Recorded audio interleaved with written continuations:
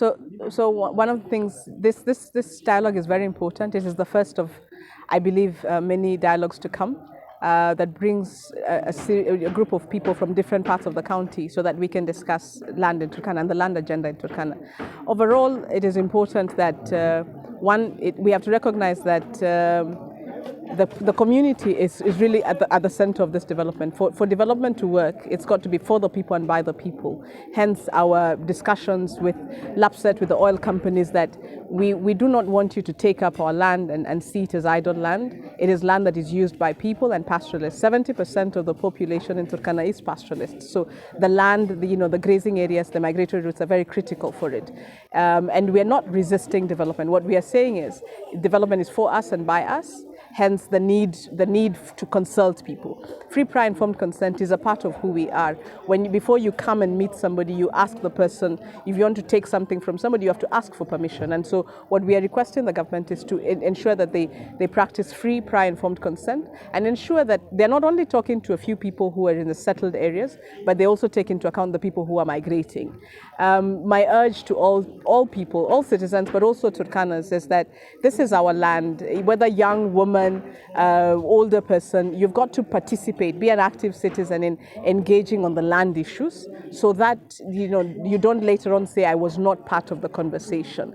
It's not about, the land is not necessarily just the land, it's territory. Your identity as a Turkana comes from that land. So it is important for you, all of us, to come out, ask questions. They say uliza ujibiwe. So ask questions so that you're able to know the answers and be part of the conversation, because we are here because somebody protected the land that we sit on now. It is important for us to bring in the law and the traditional governance, because where we are here because the traditional systems helped us get here, and now the law has to work for us, not us work for the law. Some of the issues that bring about the land conflict matters is, one, exclusion. When you talk to a few people and leave most of the people out, then the aspect of exclusion creates conflict. The second part is the force, especially when national government comes and wants to take land by force without real consultation, process. They're just really following process. If the same land was being taken in Karen, it will be a whole different conversation, because the person who is in Karen is somebody who has wealth and has possession. So I think the same principles of engagement, the same principles of consultation have got to be done even within the Turkana people. That's mostly the issues. Of course, the resources come in, and the times of resources, the access, the use, and the sharing of resources has been a source of conflict amongst Turkana pastoralists. I think that first, for LAPSET, for the oil company, for any national project that is coming into a community, there's got to be a resettlement action plan. This plan allows communities to understand where they're being resettled to, what is the compensation mechanism, what exactly are you compensating? Because if I'm removing you, I have to recognize that I'm removing not only you as an individual, your household, your livelihood, your cultural and social ties, because land in Turkana is not a material thing. It also has an immaterial aspect of sense of belonging, social, cultural relations. And so that action plan has got to capture all that as a whole, that if I am removing you, I'm removing you holistically. And how then, when do I remove you? How do I remove you? Where do I move you to? And how do I make sure that your life, wherever I move you to, is better than where you were? Because that's exactly, based on the principles of the World Bank and the UN principles of the rights of indigenous people. All that has to be taken into account, and being Turkana as indigenous people are recognized within the UN declarations.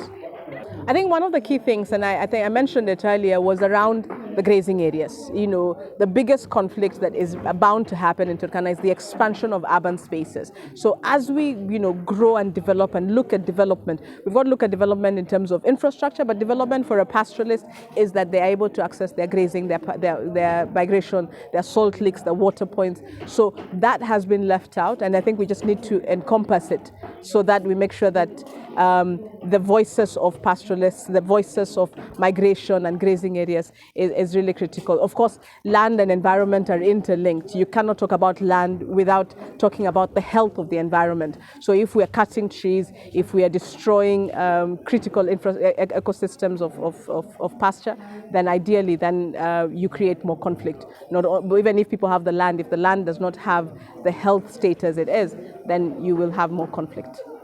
I think that the national government does not sees land as a tool, does not look at cultural and ways of life of communities. Hence the discussion that this process has got to be inclusive, has got to be by the people, so that their voices really bring in their way of life, their sense of belonging, their sense of identity, and really who they are as a cultural people.